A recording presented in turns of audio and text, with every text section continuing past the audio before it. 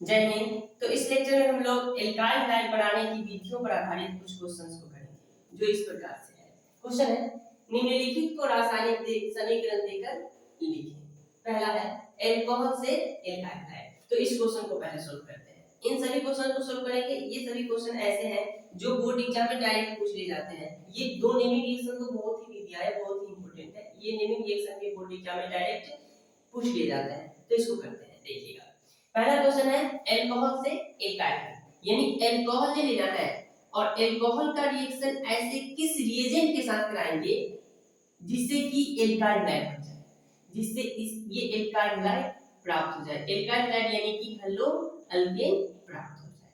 तो देखिएगा, एल्कोहल जो होता है ना, इसका फार्मूला आता है ROH। एल्कोहल का फंक्शनल ग्रुप है OH। जनरल फार्मूला हो गया इसका ROH, और इससे बनाना है हम लोगों को RX यानी कि एल्काइल है। तो देखिएगा, एल्कोहल में कुछ रिएजेंट डालेंगे जिससे एल्काइल हाइड प्राप्त हो जाएगा। जिसका पहला रिएजेंट है कुछ इस प्रकार से, आप शांत HCl की अभिक्रिया एल्कोहल के साथ, शांत HCl की अभिक्रिया एल्कोहल के साथ अनार्द्र ZnCl2, अनार्द्र ZnCl2 की उपस्थिति में करा दोगे तो एल्कोहल एल्काइल हाइड में कन्वर्ट हो जाएगा। ये पहला रिएजेंट हो गया, और इस रिएजेंट को हम लोग लुकास रिएजेंट भी कहते हैं। लुकास रिएजेंट कहते हैं। इस रिएजेंट पर आधारित एक क्वेश्चन भी करना है आगे हम लोगों को। ये एल्कोहल में 1 degree alcohol, 2 degree alcohol, 3 degree alcohol है, इसमें डिफरेंट लिखना है। तो इस पर आधारित देखिएगा, ये पहला रिएजेंट हो गया। दूसरा रिएजेंट देखेंगे SOCl2, इसको कहते हैं थायोनील क्लोराइड। थायोनील क्लोराइड यानी कि एल्कोहल की अभिक्रिया जब थायोनील क्लोराइड से करा दोगे फिर भी क्या प्राप्त हो जाएगा, एल्काइल हाइड प्राप्त हो जाएगा। ये दूसरा हो गया। तीसरा देखोगे, जब इसकी अभिक्रिया आप लोग PCl5 से करा दोगे, PCl5, फिर भी एल्कोहल एल्काइल हाइड में कन्वर्ट हो जाएगा। चौथा देखोगे, जब आप लोग इसकी अभिक्रिया PCl3 या PBr3 से करा दोगे फिर भी एल्काइल हाइड प्राप्त हो जाएगा। यानी PCl3 से कराते हो तो एल्कोहल RCl में बदल जाएगा, और PBr3 से कराते हो तो एल्कोहल RBr में कन्वर्ट हो जाएगा। ये चौथा हो गया। और पांचवा देखोगे, पांचवा है रेड फास्फोरस, और इसके साथ हम लोग लेते हैं X2, यानी एल्कोहल की अभिक्रिया रेड फास्फोरस की उपस्थिति में X2 के साथ कराते हैं, जहां X के जगह पर लिखोगे ब्रोमीन और आयोडीन, ब्रोमीन और आयोडीन। इसके साथ कराते हैं तो एल्काइल हाइड प्राप्त हो जाता है। तो एल्कोहल से एल्काइल हाइड बनाने के ये 5 इंपॉर्टेंट विधियों को आप लोगों को याद रखना है। फिर से समझ लेते हैं एक बार, यानी एल्कोहल की अभिक्रिया शांत HCl के साथ अनार्द्र ZnCl2 की उपस्थिति में कराते हैं तो क्या बन जाता है, एल्काइल हाइड बनता है। थायोनील क्लोराइड से कराते हैं फिर भी एल्काइल हाइड बनता है। PCl5 से करा दोगे फिर भी क्या बन जाएगा, एल्काइल हाइड बन जाएगा। PCl3 या PBr3 से करा दोगे फिर भी क्या बन जाएगा, एल्काइल हाइड बन जाएगा। इसका अभिक्रिया रेड फास्फोरस की उपस्थिति में X2 यानी कि ये Br2 या I2 इसके साथ कराते हो फिर भी क्या बन जाएगा, तो एल्काइल हाइड। इसका कुछ एग्जांपल देखिए एग्जांपल, जैसे एक एल्कोहल ले लेते हैं CH3 CH2, ये OH, ये एल्कोहल हो गया, इसका नाम हो जाएगा इथाइल एल्कोहल, इथाइल, और ये alcohol ethyl alcohol. Ethyl alcohol की अभिक्रिया हम लोग करा देते हैं इसके साथ, इसकी अभिक्रिया कराते हैं PCl5 के साथ, PCl5 के साथ। तो जानते हो आप लोग, ये देख सकते हो एल्कोहल है, इसकी अभिक्रिया PCl5 से कराएंगे तो एल्काइल हाइड बन जाएगा। और जनरली इस रिएक्शन को आप लोग समझोगे कैसे, तो देखिए एल्कोहल में OH है और ये OH हट करके और OH की जगह पर X आ जाता है, और कुछ नहीं करना है, बस OH को हटाना है और OH की जगह पर X को फिट कर देना है। ध्यान दीजिए, यहाँ पर से OH को हटाएंगे और यहाँ से जो Cl आएगा वो इसकी जगह पर आकर के बैठ जाएगा। तो ये बन जाएगा कुछ इस प्रकार से CH2 और यहाँ Cl, ये हो गया। इसका बाय प्रोडक्ट क्या बनता है उस पर ध्यान नहीं देना आप लोगों को, बस इस रिएक्शन में देखना है कि क्या बन रहा है। तो ये Cl आकर के इससे जुड़ जाएगा। और भी एग्जांपल देख सकते हो इस प्रकार से। सेकंड एग्जांपल देखिए, CH3 CH, यहाँ पर CH3 है, इसका रिएक्शन CH2, उसके बाद OH, इसका भी रिएक्शन करा दो आप लोग। ये लुकास रिएजेंट ऐसे भी लिखा हुआ मिल सकता है, ये रिएक्शन इस प्रकार से भी लिखा और बन सकता है। लुकास रिएजेंट सिर्फ लिख करके छोड़ दे, फिर भी आप लोग यही बनाओगे, एल्काइल लाइन बनाओगे, लुकास रिएजेंट। लुकास रिएजेंट का मतलब यही है, शांत HCl और प्लस में शांत HCl प्लस में अनार्द्र ZnCl, ये तो इससे भी अभी क्या करा देते हैं, तो ये OH हट जाता है और इसके जगह पर आ जाता है Cl, तो ये कुछ इस प्रकार से बन जाएगा CH3CH, नीचे में CH3 और उसके बाद CH2 और इससे जुड़ जाएगा Cl, तो ये बन गया एल्काइल। ये पहला क्वेश्चन का आंसर। दूसरा क्वेश्चन है एल्कीन से एल्काइल लाइन, यानी दूसरा क्वेश्चन इस प्रकार से है, एल्कीन को एल्काइल लाइन में कन्वर्ट करना है, एल्कीन को एल्काइल लाइन में कन्वर्ट करना है। तो दोस्तों एल्कीन कुछ इस प्रकार से होता है, कार्बन कार्बन के बीच में डबल बॉन्ड, ये बन गया एल्कीन। और इसका अभिक्रिया किसके साथ कराएंगे, एल्काइल लाइन प्राप्त हो जाएगा। तो इसके दो कंडीशन है। पहला कंडीशन देखोगे, इसका अभिक्रिया हम लोग करा देते हैं HX के साथ, HX के साथ, यानी हाइड्रोजन हैलाइड के साथ करा देते हैं। ऐसे कराओगे, इससे कराओगे अभिक्रिया तो क्या होगा, ये डबल बॉन्ड यहां से टूट जाएगा, डबल बॉन्ड टूटा, दोनों कार्बन का एक एक बॉन्ड खाली, तो ये एक हाइड्रोजन इससे जुड़ेगा और हाइड्रोजन जाकर के इससे जुड़ जाएगा। तो ये कुछ इस प्रकार से बन गया, कार्बन कार्बन के बीच में सिंगल बॉन्ड, एक बॉन्ड टूट गया, उसके बाद इसका दो बॉन्ड खाली है, इधर भी दो बॉन्ड खाली है, कुछ भी जोड़ सकते हैं। अब ये हाइड्रोजन एक कार्बन से जुड़ेगा और हाइड्रोजन एक कार्बन से जुड़ेगा, तो ये कुछ इस प्रकार से बन जाएगा, हाइड्रोजन यहां जुड़ गया और हाइड्रोजन यहां जुड़ गया। दोस्तों इस रिएक्शन में दो रूल का प्रयोग करते हैं, दो रूल को प्रयोग करते हैं, उस दोनों रूल को देखते हैं। इसमें से पहला रूल है मार्कोनी-कॉप्स रूल। इस रूल को आप लोग ध्यान से समझिए, ये रूल डायरेक्ट पूछ लिया जाता है कि मार्कोनी-कॉप्स रूल क्या है ना, तो इसको समझोगे। मार्कोनी-कॉप्स रूल,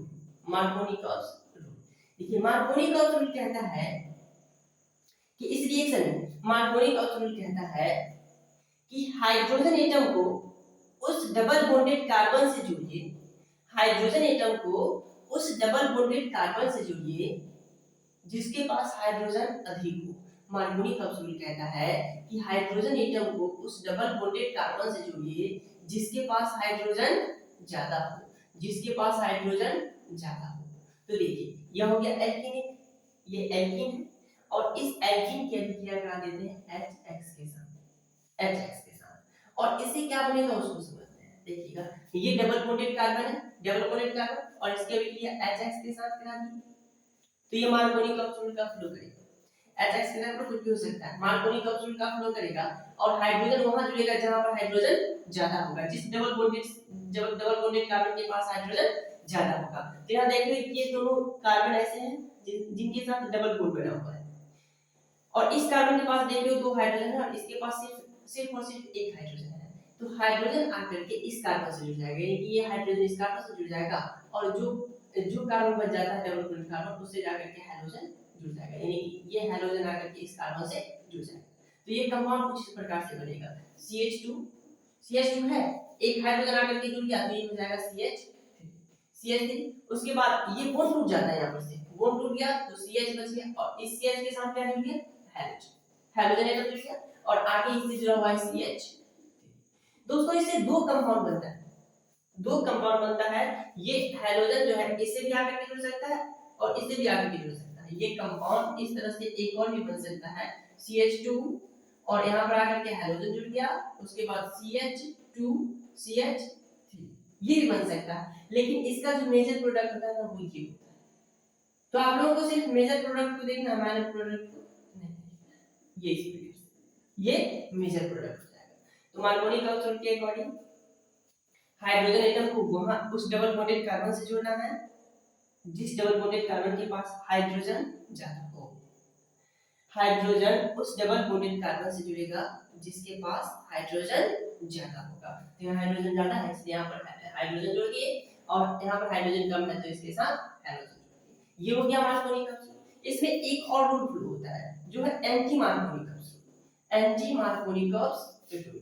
ये ठीक इसका उल्टा है और इसके लिए आप लोग कुछ कंडीशंस को देखोगे।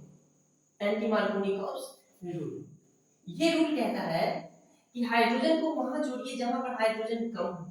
मार्कोनी-कॉप्स कहता है कि हाइड्रोजन उसके डबल बॉन्डेड कार्बन से जुड़ेगा जिस डबल बॉन्डेड कार्बन के साथ हाइड्रोजन ज्यादा हो, है ना।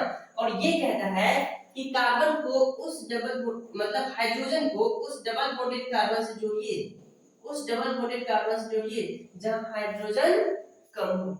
इसका कंडीशन क्या है कि यह रूल जो है ना सिर्फ और सिर्फ HBr के लिए लागू होता है, यह रूल सिर्फ और सिर्फ HBr के लिए लागू होता है। और इस रूल के लिए कम से कम एक पेरोक्साइड का होना अति आवश्यक है। अगर पेरोक्साइड नहीं है तो ये रूल का फॉलो नहीं हो पाएगा, एंटी मार्कोनी का रूल फॉलो नहीं होगा। तो इसके दो कंडीशन हो गए, पहला यह सिर्फ HBr के लिए लागू होता है और दूसरा कि इस कंडीशन के लिए यानी इस रूल के लिए एंटी मार्कोनी का रूल के लिए पेरोक्साइड का उपस्थिति आवश्यक है। तो इस कंडीशन में क्या होगा, हाइड्रोजन उस डबल बॉन्डेड कार्बन से जुड़ेगा जिसके पास हाइड्रोजन कम हो। तो देखो ये हाइड्रोजन आकर के इस कार्बन से जुड़ जाएगा और ये हैलोजन जो है ये आकर के इस कार्बन से जुड़ जाएगा। तो कंपाउंड कुछ इस प्रकार से बनेगा, ये CH3 CH3 उसके बाद CH, एक हाइड्रोजन है एक और आकर के जुड़ गया इसके साथ तो CH2, उसके बाद CH2 और इससे जुड़ गया, कुछ इस प्रकार से बन जाएगा। ये कंपाउंड बन गया और ये मेजर प्रोडक्ट है। इसका कुछ एग्जांपल देख लेते हैं, ये का दो एग्जांपल देखो। फर्स्ट एग्जांपल CH3 उसके बाद C डबल बॉन्ड CH, यहां पर CH3 है और इससे एक CH3 लगा हुआ है। इसका अभी क्रिया करा देते हैं, इसका अभी क्रिया करा दिया हम HBr के साथ और यहां पर H2O2 प्रेजेंट है। H2O2 ये पेरोक्साइड है, H2O2 पेरोक्साइड है, पेरोक्साइड में लिखा हुआ बन सकता है या H2O2 दोनों में से कुछ भी लिखा हुआ बन सकता है। तो ये पेरोक्साइड है, इससे अभी क्रिया करा दिए तो देख लो ये HBr है, फर्स्ट कंडीशन को भी फॉलो कर रहा है और सेकंड कंडीशन क्या है कि पेरोक्साइड प्रेजेंट होना चाहिए, तो पेरोक्साइड प्रेजेंट है, इसलिए इसमें एंटी मार्कोनी रूल का फ्लो होगा और इसमें जो कंपाउंड बनेगा वो इस प्रकार से बनेगा, यानी हाइड्रोजन उस डबल बॉन्डेड कार्बन से जुड़ेगा जहां पर हाइड्रोजन कम हो और Br उससे जुड़ेगा जहां पर हाइड्रोजन ज्यादा हो, एंटी मार्कोनी रूल के। तो यहां पर से हाइड्रोजन आकर के इस कार्बन से जुड़ जाएगा और ये Br ये इस कार्बन से जहां पर हाइड्रोजन ज्यादा है वहां Br जुड़ गया और जहां हाइड्रोजन कम है वहां पर हाइड्रोजन जाकर के जुड़ गया। तो ये कंपाउंड बन जाएगा कुछ इस प्रकार से CH3, उसके बाद सिंगल बॉन्ड फिर C, ये डबल बॉन्ड टूट जाता है C और एक हाइड्रोजन यहां पर जुड़ गया तो CH और यहां पर CH3 है।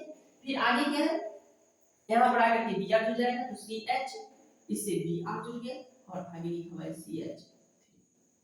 अब इसका हम नाम नहीं लिख रहे हैं, नाम आप लोग नोमेनक्लेचर के लिए इससे पहले मैं एक वीडियो बना चुका हूं जिसको देख करके आप इसका नेमिंग कर सकते हो। दूसरा एग्जांपल है कुछ इस प्रकार से CH3 CH double bond C, यहां पर CH3 आगे लिखा हुआ है CH2 और यहां CH3 और इसका रिएक्शन करा देते हैं HBr के साथ, सिर्फ और सिर्फ HBr, इसमें इस बार पेरोक्साइड नहीं है, सिर्फ HBr के साथ कराते हैं और सिर्फ HBr के साथ कराओगे पेरोक्साइड उपस्थित नहीं रहेगा तो इसमें एंटी मार्कोनी रूल का फ्लो नहीं होगा।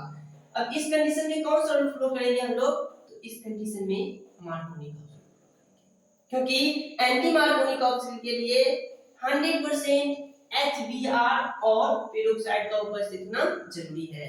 अगर इन दोनों में से कोई एक भी प्रेजेंट ना हो तो मार्कोनी का रूल को लागू कर देंगे।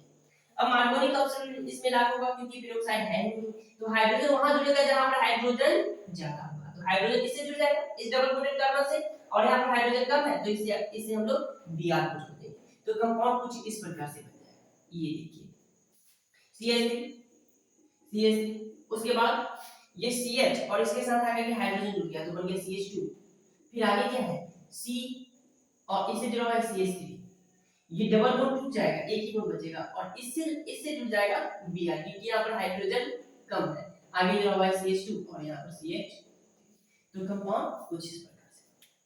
दो क्वेश्चन हो गए, आप लोग पॉज करके इसको नोट कर लोगे, इधर मैं साफ करके अगला लिख रहा हूं। तो अगला लिखिए